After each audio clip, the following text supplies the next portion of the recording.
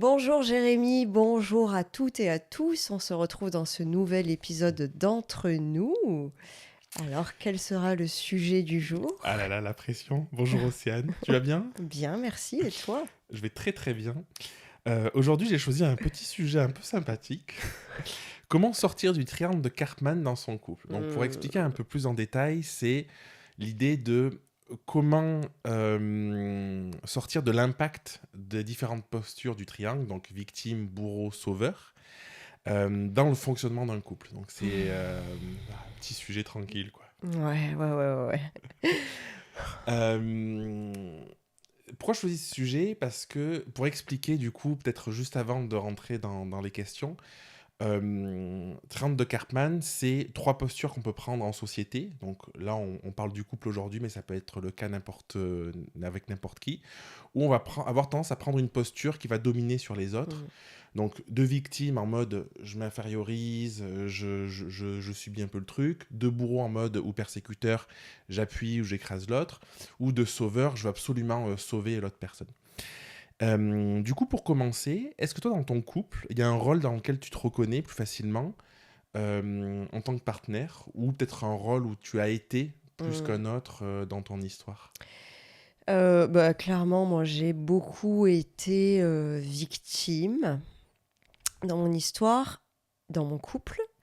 Mais j'ai aussi été bourreau. Et puis aussi été sauveur. Je pense que c'est pas limité à un rôle et que on change beaucoup et il y a en fait selon les cas de figure, selon les situations, les personnes aussi, puisque tu disais que c'était pas limité au couple tout à l'heure aussi beaucoup, mais même au sein du couple, vraiment selon les moments de ta journée et les situations, tu vas jouer soit l'un soit l'autre. Mais je crois que s'il devait y en avoir un dominant, euh, ouais, ça serait victime. Et bourreau, ça serait pas très loin quand même, je pense, Hmm. avec beaucoup d'honnêteté, d'humilité. C'est intéressant parce qu'en fait, effectivement, on n'est jamais que dans un rôle. Mm, Souvent, moi, ce que je remarque, c'est on en a un qui domine un peu, mm, tu vois.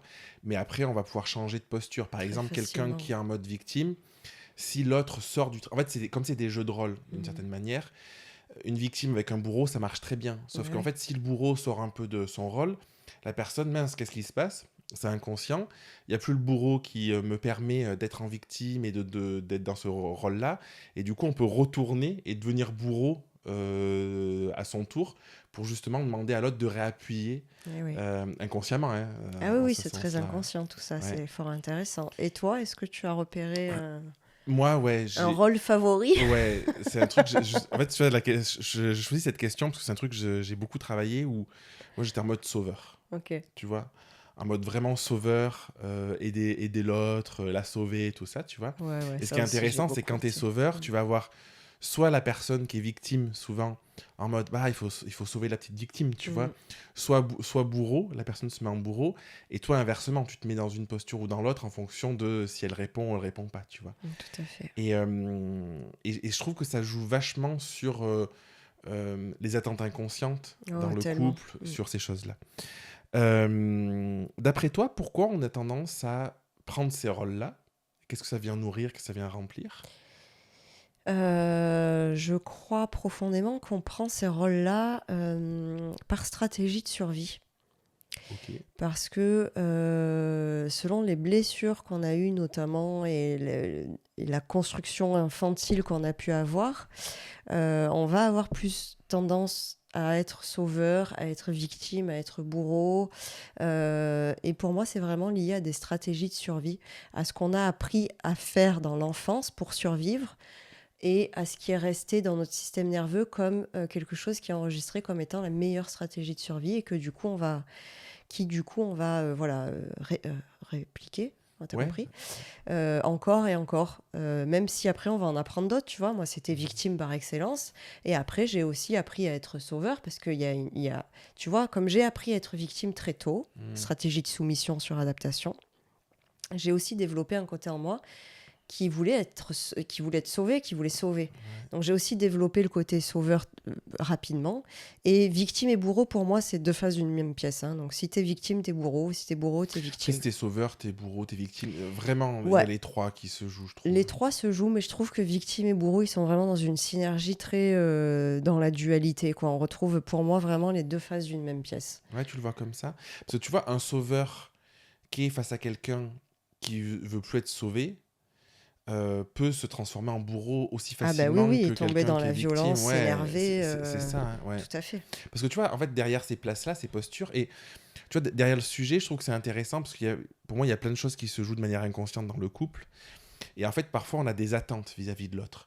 Et en fait, comme tu dis, je pense que c'est très juste où on se construit d'une certaine manière et par nécessité de survie ou par connaissance inconsciente du sujet ou de manière un peu innée, on va juste répliquer, répéter ce qu'on fait, tu vois. Et en fait, ça commence à déstabiliser dans le couple quand l'autre répond plus, Mm. justement. Où c'est là on se sent en insécurité et on peut basculer. Et le fait de... Tu t'es demandé, toi, déjà, consciemment, est-ce que tu t'es déjà vu consciemment dans des situations où tu dis, bah là, je suis Oui, victime, là, je suis bourreau, là, complètement. je suis en Oui, train. oui, Et souvent. quand tu te vois comme ça, qu'est-ce que tu fais pour prendre du recul? Comment tu analyses la situation? Comment Euh, tu t'en sors? Ben, j'essaye de me dire, je vais prendre le rôle de bourreau par exemple, parce que Ouais, j'ai souvent ce rôle-là, j'ai eu souvent ce rôle-là avec mes enfants. ok. D'être très contrôlante, très exigeante, très rigide en fait Hmm. voilà, dans l'espace avec mes enfants quand ils étaient petits en tout cas. Et j'essayais donc de conscientiser déjà ça, ce comportement. Tiens là, ça y est, j'ai le comportement du bourreau et de le désidentifier de moi aussi. C'est un comportement là qui émerge de moi, c'est pas moi qui suis Hmm. identifié à ça. Bien sûr que ça émane de moi, hein, mais c'est un C'est pas comportement. défini par ça. Voilà, je suis pas définie par ça exactement, je suis pas identifiée à ça. Donc d'en prendre conscience et d'essayer de me dire, ben, c'est un comportement. Et l'idée, c'est, dans un premier temps, ok, essaye de pas culpabiliser plus que de mesure, de pas te détester, de pas croire que tu es un monstre. De pas être ton propre bourreau, Voilà, finalement. Ouais. exactement, même s'il y a une partie de moi qui répondait quand même largement.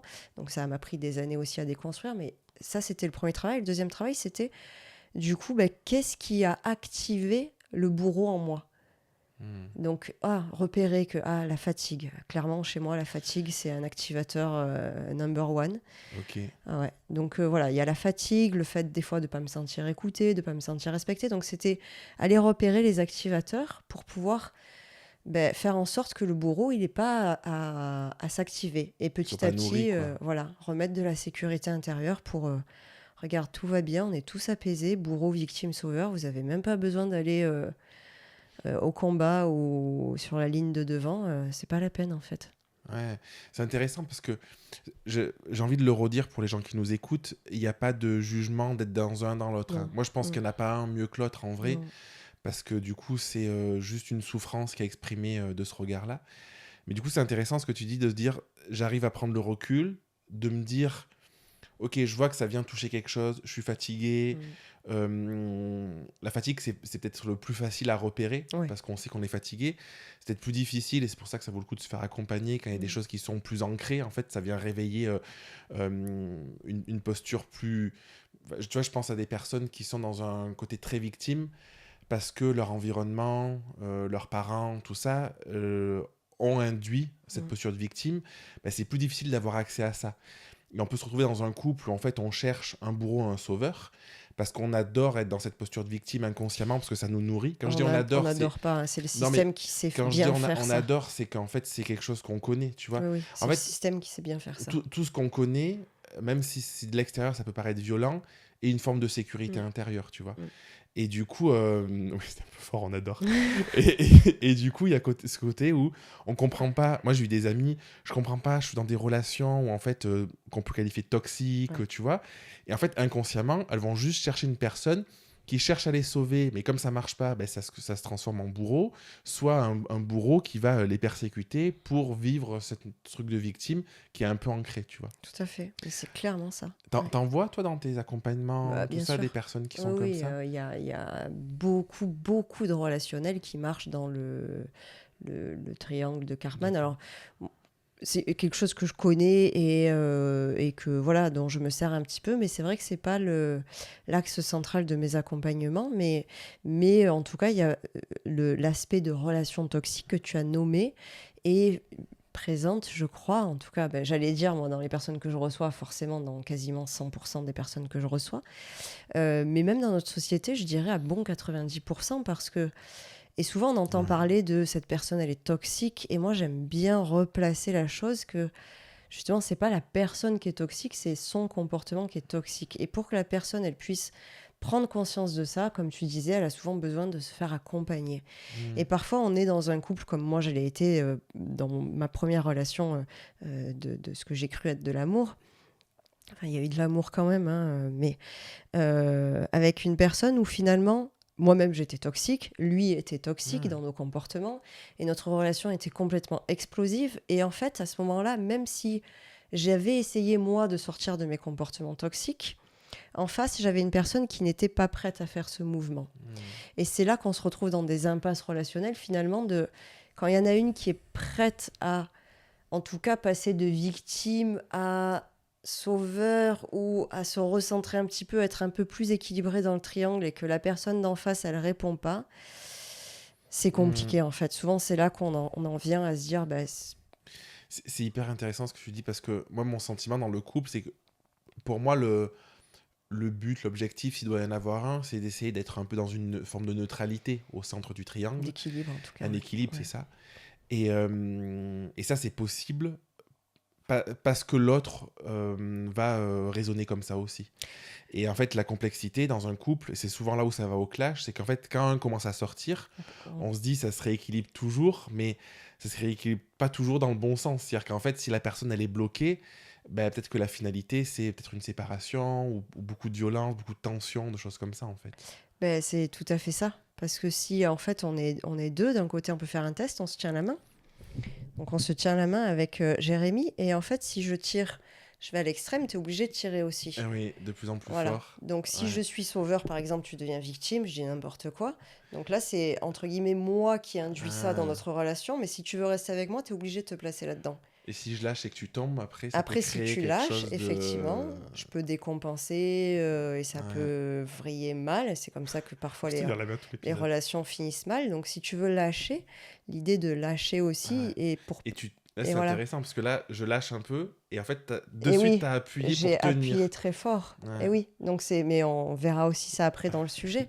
J'adore. Et oui, moi aussi j'aime beaucoup le montrer par le corps. En fait, quand je reçois les personnes, je leur montre la relation dans le corps, comment ça s'inscrit, pour qu'elles prennent conscience de ça, cette tension et ce lâcher, et comment ça se joue dans une dynamique relationnelle. Ouais, c'est hyper intéressant. Tu le vois négativement, ce triangle, ou pas? Non, j'ai pas d'avis sur la question. Ouais. Non, non. Négativement, en tout cas, il est toxique. Quand on est aux extrêmes du triangle, ça oui, pour la personne qui le vit. Mais dans le modèle psychologique, c'était ça ta question? Ouais, c'est ça, parce que, en fait, tu vois, je me dis, d'une certaine manière, vu que on a tous des blessures, des traumas, des vides, des manques et tout, ces postures qu'on joue dans notre couple, dans nos relations avec nos amis, nos enfants et tout, ça nous tient aussi d'une certaine mesure, quoi. Donc, ouais. J'ai une question. Qu'est-ce qui aide, selon toi, à sortir de ces jeux de rôle? Parce que, tu vois, bon, c'est bien beau de s'en rendre compte, il y a des personnes là, elles découvrent le concept et tout. Donc, c'est déjà une première étape. Mais comment on arrive à en sortir? Comment on arrive à trouver cet équilibre dont tu parlais tout à l'heure? Bah, c'est très difficile, hein. Moi, je sais que pour le rôle de victime, par exemple, ça m'a pris des années, et il y a encore plein d'endroits à l'intérieur de moi où je suis encore dans le rôle de la victime, hein. Parce que c'est très insidieux, en fait, et ça se place dans des moindres détails de ta vie, des fois. Et pour se rendre compte de tout ça, ça demande un grand travail de conscience. Donc c'est, je dirais, toujours la connaissance de soi. En fait, c'est s'observer, être à la fois le témoin, la témoine de soi-même. La témoin, je sais, ça va. La témoin de soi-même, et à la fois celle qui se vit. Voilà. Et ce faisant, en fait, en cultivant ce discernement, on peut commencer à se connaître véritablement, et à se dire, tiens, regarde, là, tu as activé ta victime, là, tu as activé le bourreau, là, tu as activé le sauveur. Et c'est vrai qu'en tant que thérapeute ou coach, hein, on a un peu de ça aussi, ce sauveur, parce qu'on n'en vient pas à ce métier pour rien, en Dans général. l'aide aux autres.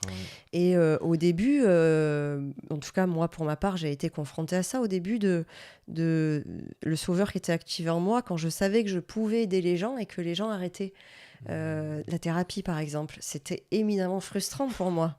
J'avais envie de leur dire mais non, c'est maintenant justement qu'il faut continuer, il faut pas arrêter. Et puis bien sûr qu'on peut pas sauver de toute façon des personnes qui sont pas prêtes à l'être. Donc il y a un rythme aussi, il y a une notion de rythme. Et c'est ce que je te disais tout à l'heure, quand mon ex-compagnon, je l'ai quitté parce que je commençais à bouger, lui, c'était pas son rythme. Il n'était pas encore prêt à bouger. Donc, ben, je l'ai laissé dans son figement, en fait, hein, puisqu'il était figé, même s'il il oscille dans ses rôles, mais figé dans un espace de souffrance. Et moi, je commençais doucement à en sortir. Bon, il m'a fallu des années, hein, ça prend beaucoup de temps. Ouais, c'est hyper intéressant, parce que tu vois, ce que j'entends dans ce que tu me dis si je me trompe, c'est que pour en sortir, il y a plusieurs phases. Il y a la phase de prise de conscience, comme tu disais. Et puis, il y a aussi dans cette phase de prise de conscience, pendant les années, ok, ben là, je vois que je fais la victime. C'est ok aussi. Ouais. Parce qu'en fait, je pense que le risque, c'est de se dire, il faut absolument que je sois dans aucune phase. Tu vois, je rigolais quand tu disais la posture de sauveur, parce que moi, au début, il y a 10 ans, dans mes accompagnements, tu vois, mais pourquoi il arrête? Mais c'est le moment, machin et tout. Tu t'épuises. Oui. En fait, en voulant sauver l'autre, tu deviens bourreau, parce que tu vas... Et dans le couple, ça peut arriver. Oui, nous, on a beaucoup violence. vécu ça, ce truc où j'étais très sauveur. Et comme tu veux absolument sauver l'autre, t'en deviens bourreau à imposer des choses qui sont pas bonnes pour l'autre, finalement. Et en voulant sauver, tu prends une posture de bourreau, tu vois. Mais ça demande beaucoup de recul, beaucoup de communication. Moi, je me souviens, Hello, un jour, elle m'a dit, mais arrête de me donner des conseils. J'ai pas envie que tu me donnes des conseils. Là, j'ai envie de faire ma vie et tout. Et ok. Ah oui, en fait. Et t'en prends conscience. Ah ben, à qui je donne des conseils? Ah ben, en fait, je donne souvent des... Non, mais... À moi-même, tu vois, peut-être. à moi-même. À la limite, je suis avec moi, mais tu vois... Mais... dans les accompagnements, les coachings et tout ça. Et je trouve que c'est chouette parce que tu te rends compte que tu fais ça avec tes enfants. Et en fait, c'est vraiment, comme tu disais, tu vois, c'est insidieux parce qu'en fait, ça se place dans des petits détails de tout, tu vois. Donc, grand travail de conscience. Donc, ça demande beaucoup de conscience et de travail sur soi, de connaissance de soi. Ouais. Et du coup, pour les personnes qui aspirent à plus de conscience, à évoluer, pour toi, ça change quoi, de manière concrète, dans une relation, d'arriver à être plus équilibré? Je dirais pas en sortir complètement, je sais pas si c'est possible, mais en tout cas d'arriver à être plus équilibré. Tout. C'est que, un peu ce qu'on disait, hein, tout à l'heure, on se tenait la main avec Jérémy et on pourrait le faire complètement à l'extrême, c'est-à-dire se déséquilibrer complètement. Je me suis rapprochée du micro. Et en fait, on en perd notre propre verticalité. Et quand on perd notre propre verticalité, c'est notre alignement intérieur, c'est le fait d'être connecté à soi. Déjà, c'est pas très conscient chez la majeure partie des gens, parce que la routine, parce qu'on n'est pas éduqué à ça, parce qu'on est beaucoup sur l'extérieur et on attache beaucoup d'importance à l'apparence, à l'extérieur, au qu'en dira-t-on, aux demandes, aux attentes, et vachement moins à ce qui se passe à l'intérieur. Et c'est ça que j'appelle notre verticalité, c'est notre intériorité, c'est est-ce que je suis alignée avec moi ou pas? Et à partir du moment où je suis plus équilibrée dans mon triangle, je remets vachement de verticalité, vachement d'alignement intérieur, et du coup je suis avec l'autre véritablement à partir de moi. Et c'est là que je peux commencer à être dans une vraie relation qui est nourrissante et qui peut grandir, alors qu'avant on est dans une relation de compensation, d'attente et de souffrance, et on se renvoie des choses qui nous font mal, et c'est compliqué. Trop intéressant. J'ai une question que je n'avais pas notée, mais dans un précédent épisode, on a parlé pas mal de sexualité. Est-ce que tu vois un lien entre la sexualité qu'on peut avoir, ses besoins ou les attentes vis-à-vis de son partenaire, et ce triangle-là? Oui, on pourrait y voir effectivement un lien. C'est-à-dire que ce que je disais tout à l'heure dans l'épisode, c'est que moi, par exemple, victime, j'étais aussi très victime dans la sexualité, c'est-à-dire que je me soumettais. Ah, mon partenaire a envie de faire l'amour, donc je vais faire l'amour avec lui. Et c'était le plaisir de l'homme. D'ailleurs, quand j'ai découvert mon partenaire actuel, je ne savais même pas qu'on pouvait continuer à faire l'amour après que l'homme ait éjaculé. Pour moi, l'homme qui éjaculait, ça signait la fin de la relation sexuelle. Hein. Donc, pour te dire, voilà. Donc lui, déjà, il m'a fait découvrir ça. Ah bon, mais attends, j'ai le droit d'avoir du plaisir. Ah bon, mais c'est dingue. Et malgré ça, moi, j'étais tellement dans un truc de victime que pour en sortir, voilà, c'était compliqué. Et lui, à la fois, il avait un peu ce rôle-là de sauveur, je vais la sauver. Mm. Donc je vais lui faire découvrir des choses dans la sexualité qui vont pouvoir lui permettre de sortir de cette sexualité très casée, très formatée et très souffrante. Mais j'étais pas prête. Mm. J'étais pas prête et en fait, moi, ce que ça c'est venu faire, en fait, à certains endroits, c'est renforcer mes traumas. Et oui, parce Mais que il du s'en est pas coup, rendu ça compte. vient appuyer sur un truc où toi, le Exactement. besoin dans l'instant, c'est pas ça, et Exactement. ça vient taper, quoi. Et oui, et c'était difficile parce que même moi, je m'en rendais pas compte et je me disais, mais attends, Océane, pourquoi tu réagis comme ça alors que lui, il veut te faire plaisir, qu'il veut ouvrir des choses, il veut te faire découvrir des choses. Mais pour moi, c'était pas mon rythme. Et donc, tu vois, c'est très insidieux, là, l'exemple que je cite, hein, parce que Ça crée de la et culpabilité. oui, pour moi. Et puis pour lui aussi, du coup, une fois qu'on s'en est rendu compte, mais ça m'a pris des années. Enfin bon, voilà. Et donc, c'est malgré que ça part de bonnes intentions, comme toi, les conseils que tu voulais donner, ou Ouais. les avis que tu voulais donner à Elodie, bah, des fois, c'est non. Même si ça part de la bonne intention, c'est reçu dans un espace qui vient activer quelque chose, quoi. Et c'est vraiment cette idée, j'insiste vraiment là-dessus, mais de consentement, en fait. Est-ce que je dis oui à ta proposition, pleinement consentie, ou est-ce que je dis oui, et moi, là, tu vois, je disais oui depuis un espace de souffrance, depuis un espace traumatisé. Je disais oui depuis ma victime. Donc, c'est pas un vrai oui. En tout cas, sur l'instant, c'est un vrai oui, parce que c'est un oui qui vient combler un espace, mais c'est pas un oui qui est équilibré dans un besoin profond, quoi. Ben non, complètement pas, tout à Ouais, fait. ouais. Et le oui dans l'espace de toi et d'Élodie, c'est ça, c'est tiens, ben, par rapport à ce que tu vis, j'aurais des avis, j'aurais des conseils, est-ce que tu as Ouais, envie de les entendre? ouais. Ah, oui ou non? Voilà. Ouais, c'est intéressant. Parce que tu vois, moi, pendant longtemps, c'est intéressant parce que tu vois, ça peut créer de la frustration, de la culpabilité et tout. Et pendant longtemps, je m'en voulais d'être comme ça. Et je pense que c'est le jour où j'ai commencé à lâcher en me disant, de toute façon, bah, je réagis comme ça, je suis en posture de sauveur, ça vient nourrir un truc, je vais pas m'en vouloir d'être comme ça. Par contre, je veux que ça change. J'ai besoin de retrouver un équilibre parce que je vois visuellement que c'est pas sain, mais je suis pas capable de faire autrement. Et je pense que c'est là aussi où j'ai un peu lâché, tu vois, et où du coup, dans ma vision aujourd'hui, je me dis c'était très juste de vivre ça parce que c'est le fait d'avoir vécu ça qui m'a permis d'en sortir. Je dis pas que j'en suis sorti, mais en tout cas Tu d'avancer sur ce chemines. chemin. Ouais. Et oui, oui. C'est important, effectivement, de ne pas Ouais, parce que tu s'auto-flageller, vois, de on peut tomber pas là-dedans. Ah se merde. rajouter de la violence. En Ouais, fait, on en a déjà assez. ouais, c'est ça. Ah Ouais. merde, ça là, je suis victime, je suis bourreau. Bon, c'est Mm. ok en fait. C'est On fait pas. comme on peut, Ouais, c'est ce qu'on disait tout à l'heure, c'est un comportement, voilà, c'est pas... ouais. Et ce qui est intéressant, c'est de voir qu'est-ce qui l'active pour pouvoir aller débrancher la Ouais, prise. c'est vrai. Et oui. Puis a priori, si les personnes sont en train de nous écouter, c'est qu'elles ont déjà la conscience de tout ça et du coup, je pense qu'on ne sont pas dans un extrême absolu peut-être. Je sais pas. J'ai une dernière question. Qu'est-ce que t'aimerais que les gens retiennent de cet échange pour leur propre relation et qu'est-ce que tu leur conseillerais, tu vois, pour essayer d'avancer un peu sur ce terrain-là? Ce que j'aimerais que les gens retiennent pour leur propre relation, je dirais que c'est cette histoire de justesse avec soi avant tout. Est-ce que les propositions relationnelles, hein, que ce soit encore une fois dans la logistique quotidienne qui fait à manger, qui sort les poubelles, machin, dans la sexualité, dans quel resto on va ce soir, j'en sais rien.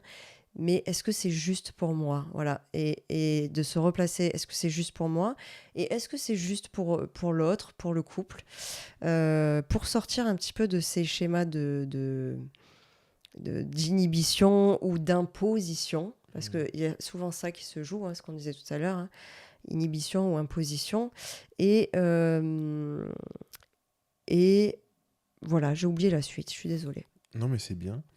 Moi, je dirais que ça vaut le coup de pas ce qu'on a dit, mais c'est important, je pense, de le rappeler, de pas se Oui, flageller, je oui, sais pas oui. comment le dire, tu vois, parce qu'en fait, on peut être dans ce truc de ah mince, je suis là-dedans et tout, Ouais. se dire c'est ok, Pas en fait. pas se juger. Ouais, voilà, Ouais. c'est ça. Pas se juger et devenir, ce que tu disais tout à l'heure, devenir son propre bourreau finalement. Ouais. Parce que les postures, ça a du bon pour tenir aussi d'une certaine manière Puis il quand on faut se les a, rendre quoi. compte qu'on l'est toutes et tous en fait. Le Ouais, monde a été construit comme ça et c'est notre possibilité aujourd'hui de sortir de ça. Donc tranquille. tranquille. Merci Océane. Merci À Jérémy. bientôt. À bientôt à vous.